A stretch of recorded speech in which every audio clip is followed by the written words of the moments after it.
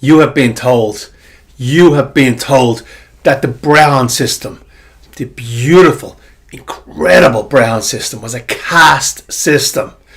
That there was different castes, bad castes and good castes, and it's been sold to us like this. And it's been sold to us that men were locked into their place from birth. It was some sort of caste system like the Indian caste system. And I even hear incredibly intelligent people who know about law, people who know much more than me about Brehon law, even frame it as a caste system. And that we're locked in, you couldn't move around. It was a caste system, Brehon law. There was negative aspects to it. It's a lie. It's a complete lie. It's a little veil they put down over your eyes so you can't see the system properly. It's a complete lie. There was not a caste system. And I'm going to say it's a deliberate lie, because when you see the nuance of Brehon law, when you see how directed it was, how perfectly fluid it was, that a modern corrupt politician, a modern corrupt judge, a modern corrupt businessman could not survive the Brehon law. And that's why they don't want you to see what it really was. It's a complete lie. It's a veil. And when you see the truth, you'll never see our current system the same again. You will see the cracks and the flaws and why our current system is falling apart. My Brehon law made so much more sense, and why they had to destroy it. Because corruption cannot live within it. That's why it had to be destroyed by corrupt people. Because here's the truth the Irish people aren't told. You're not going to be told this in school. You're not going to be told this by any person with authority, like, a school teacher, a judge, a politician, big business. None of them are going to tell you this. But Brehon law wasn't a caste system. Brehon law was a hierarchy of competence. So, to give you an example that we know from today, for example, if I go to my dentist and he said, hey, you need some fillings, I may say yes, I may say no, but I understand that he has authority in this area. He has trained in this area. He has more knowledge than me in this area. So I can say yes or no, I want the fillings, I don't want the fillings. But I understand that he has more authority in this area than me. So I'm going to rely on his knowledge, his authority, his competence. It's a hierarchy of competence. So that doesn't mean I'm in a caste lower than him because he has more competence in this area. It doesn't mean I'm a lower person because he has more competence. It means in this area he has more competence than me. And if I am talking to, let's say, Georgie Best, or an amazing footballer, and he gives me some advice, hey, you're doing this wrong, or even in my own job, let's say my own job, I'm doing my job, and a manager or the owner of the company say, hey, this is good, but you got to do this in a different way. I recognize their competence. Maybe it's just a competence in that specific company, that specific company does it in that way. But I recognize that they have competence in that area. And sometimes I have more competence, and it flows. But it's a hierarchy of competence. And we respected the competence of people in specific areas. So it's very different from a caste system. In India there was a caste system, and there was a class system in England. But you couldn't move around based on competence. Brehon law was never ever like that. Never like that.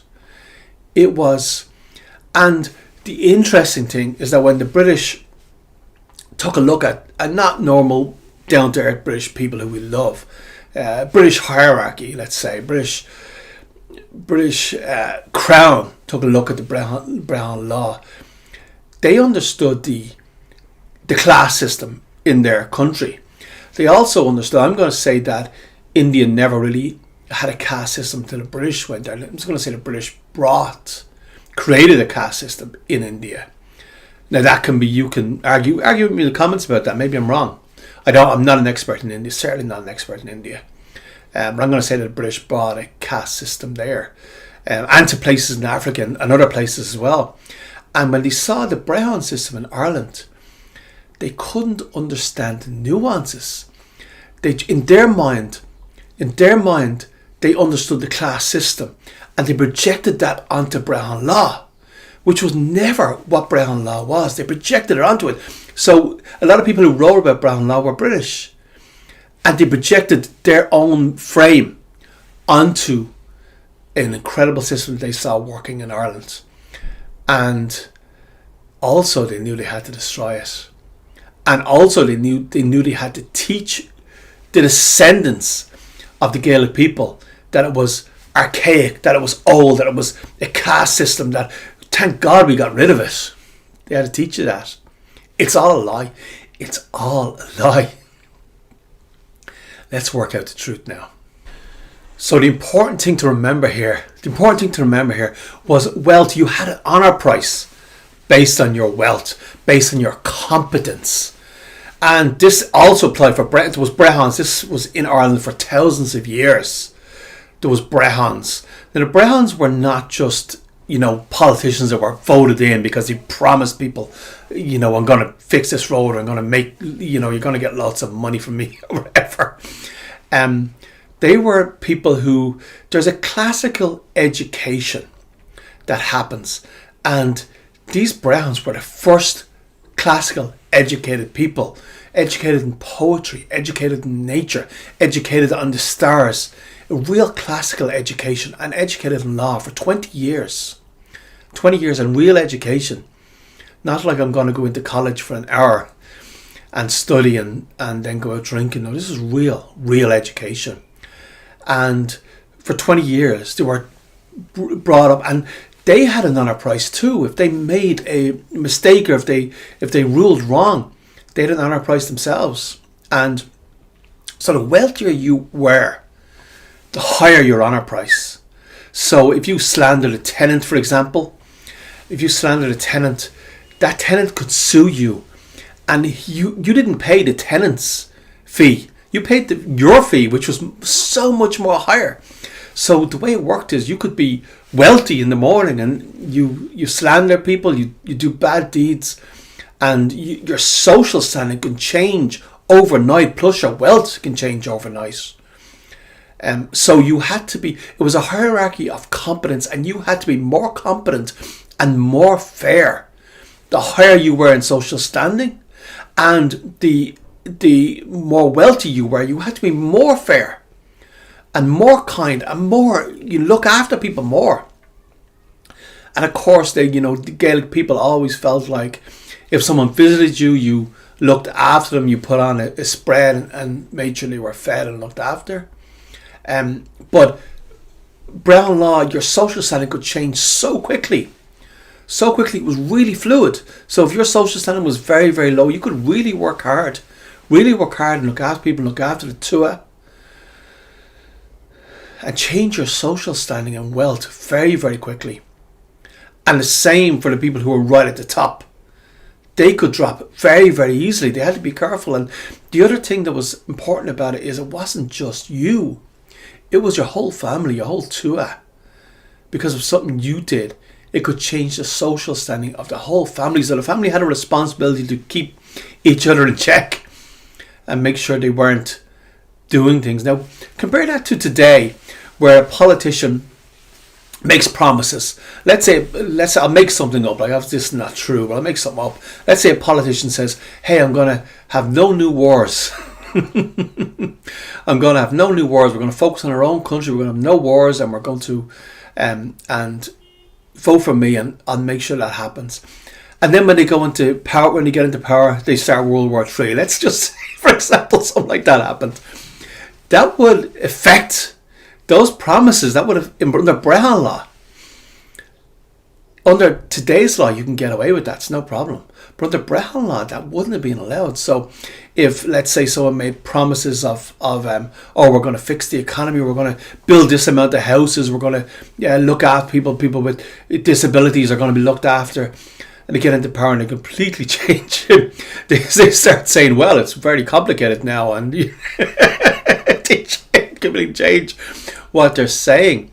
That you couldn't do that under Brehon Law, and that's why Brehon Law had to be destroyed. Let's say, for example, just make something up again. It's not a real thing. Let's say banks made bets that really destroyed an economy. Afterwards, they wouldn't get bonuses, have all their pensions in place, and be looked after. Under Brehon Law, that couldn't happen. Under Brehon Law, you would be responsible for the decisions you made, and there was no such thing as too big to fail. So Brehon Law had to be destroyed because the current system where your normal person gets, your normal person, when fuel prices are going up and you have problems, a normal person really gets a short end of the stick. And the people in power are always okay. They're always looked after. That was not the way Brehon Law worked. And that's why it had to be destroyed. It had to go. It was a hierarchy of competence, but also a hierarchy of responsibility. You had a responsibility, and the higher you were in the hierarchy, the more responsibility you had. And your position could change very, very quickly if you didn't take that responsibility seriously, plus your whole families. So that couldn't stand under Brehon Law either. So this is why it had to be pulled apart and destroyed. Not only pulled apart and destroyed, also slandered. It's a caste system. It's archaic. Thank God we got rid of that. Thank God we're living in such a much better system now.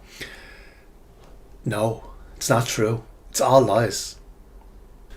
And another thing on the Brehon Law, which is very, very important, it's very relevant to today. Today we see Gaelic people's houses being pulled down, beautiful houses being pulled down. Now, Brehon Law was focused on, and we have to now get permission. Hey, can I have permission? They've created new laws to give us permission to build this little shed in our garden that someone can live in because there's a housing crisis. But we need, hey, can I have permission? Can I have permission to change my house? Can I have permission to do my attic? Can I have permission to build on my own land? I could have acres of land in the country, and I need permission from a faceless bureaucrat in order to build anything on it. And Brehon Law didn't recognise this. Brehon Law was based on nature. When you check nature, I have a little bird that flies.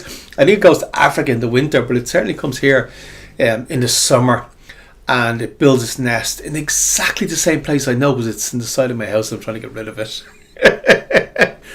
But it's exactly the same place every year, and I'm going to suggest that also wherever it flies to, I imagine it's Africa or something. I'm not following you. I don't have a tracker, but I imagine it's Africa or something in the winter. And I imagine that it goes to exactly the same place in Africa every year. Like an incredible journey. And Brehon Law would recognise this, that the bird in the tree can build its own nest, and it doesn't need written permission. It doesn't need permission from the council. And the fox has its foxhole, and it doesn't need permission. It can build. And it would have been recognised that people, when they have land, or in Brehon Law, it wouldn't have been an individual that had land. It would have been the two had that owned a certain amount of land between them. So you and your family owns land, which was great because today we buy a house, let's say, or rent a house. Then it's very, very hard to get a house close to your parents or close to your family. You have to go way out because the prices have gone up. You have to move out. And so it's very, very hard to keep families close and together. But when the two owned the land, it was very, very easy to keep families strong, keep families together. So you had your people in your family could, look after kids and stuff like that. It was much, if they felt a much deeper connection to each other. And the system rewarded that connection, was based on the Tuath. So the system would recognize that the bird can build its nest without permission, and the fox can build its foxhole without permission, and you can build on your own land without permission. And it would have recognized that, and we don't have to, stay within all these regulations. Now today we have to, and I'm not saying don't do it, I'm saying do it. Don't get your house pulled down. This is the world we live in. But Brehon Law would not have recognised this. Brehon Law would not have recognised this, that a faceless bureaucrat tells you what you can do on your own land. Now, you would have had to get permission from your neighbours. So, are you blocking their light? Are you affecting their, river that goes to them? Are you affecting whatever? If you're affecting them, you would have had to get permission from your neighbours. There would have been an honour price around that, for sure. You may have had to make sure they were compensated if you affected them by whatever you're building. But not a faceless bureaucrat. A faceless bureaucrat wouldn't have told you what you're allowed to build. That came in when the king came to Ireland. The British king came to Ireland. What we were allowed to build, what we weren't allowed to build, and suddenly we weren't allowed to catch our own food, was rebranded to poaching. And so self-reliance was taken away. We were to rely on the king or the state or whatever it happened to be. And same thing with education, by the way, and this is going on a tangent, but education, a faceless bureaucrat wouldn't have told you what you should be teaching your own children. So, but let's get back to Brehon Law. Let's get back to Brehon Law. It wouldn't have recognised this. So, Gaelic houses wouldn't have been pulled down. It broke my heart. You see this beautiful, beautiful Gaelic house. It was stunning. And it was just pulled down. It makes no sense. And, there's the guy who, builds a little kind of wooden, or has even, some sort of mobile home on his land. And that's pulled down and destroyed, and, may even go to prison, and creating more homelessness or whatever. It makes absolutely no sense. But at the same time, stay within the current law. I'm not telling anyone not to go outside the current law. We have to live in the society we are in. But I'm just explaining how Brehon Law would have treated that slightly differently. So, what I want you to take away from this video is Brehon Law was not a caste system. You're going to hear that over and over and over again. That was a rebranding. That was a rebranding by British people who could only understand the class system in the UK. That's the frame they were coming from. So they couldn't really understand the Brehon system. And then it was repeated and repeated and repeated by other people who maybe read books. I bought books on Brehon Law which call it a caste system. So I'm not surprised people are repeating that, but that's not what it was, not at all. It was a competence hierarchy where your wealth was based on how fair you were to other people, and it could be taken away very, very quickly. And it was based on your competence and how much you could do and how much you could do for the tribe and for the Tuath. That's what Brehon Law was, and it had to be rebranded. It had to be rebranded. But today, I'm hearing, I can hear like in the distance right now, bring back Brehon, bring back Brehon, bring back Brehon. I can hear it. It's getting louder and louder and louder. I can hear it. Can you hear it? It was a much fairer system to work under, and you could get compensation for if something bad happened to you, if you were slandered, if somebody said something bad about you, or someone affected your land or whatever.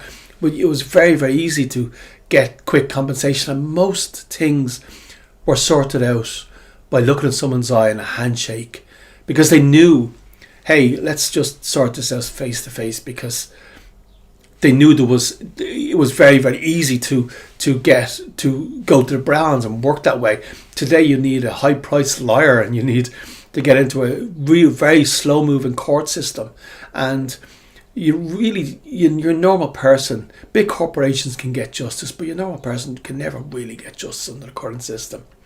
But under Brehon, it was very easy, and that's why people just generally sort things out face to face really quickly. Let's find out something that works for us here, because it was cheaper than going to the Brehon, and it made more sense. And that's why they had to rebrand it and get rid of it. And slander it, really slander it. And what's important here is we're not going to recreate Brehon Law overnight. It was complicated, and a lot of it has been lost. And we have some incredible people, including the Brehon Academy, bringing it back to life right now. But a lot has been lost. But the fundamentals it was built on still exist. The fundamentals. And it was a different time back then. Cattle were important, and it was a different time. But the fundamentals it was built on still exist. Wealth comes with responsibility. Competence comes with responsibility. Making promises comes with responsibility. And your standing in society can change based on how you treat other people. And it's not there's no central authority in it. It's basically person to person. Like Bitcoin, person to person, and you can sort things out person to person. All these things, all these fundamentals are still exactly the same today as they were in those times. And the fundamental foundation that Brehon Law was built on is exactly the same today and can be used exactly today. But that wouldn't be useful for a lot of people. And it could be brought in as people talk about the society, the breakaway society, but it could be brought in a breakaway society as a way to sort out issues. There's always going to be issues in business and personally. People are always going to have issues, but you can always sort it out. And this is a good system to sort that out.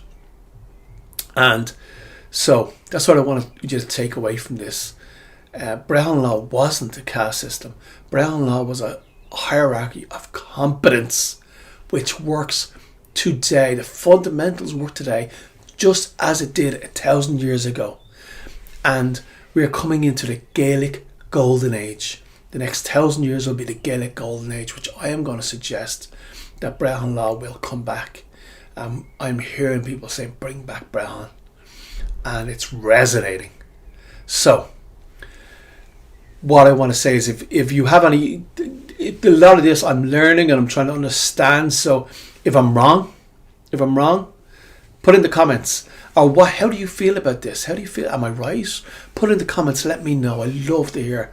And I read every single comment. I try to respond to every single comment that comes in there. So let me know. Let me know if I'm wrong. Let me know. That's absolutely fine. It's been Alan here from Look for Warriors. Aaron go bra. Agus pobl awan. Agus tar law an seo.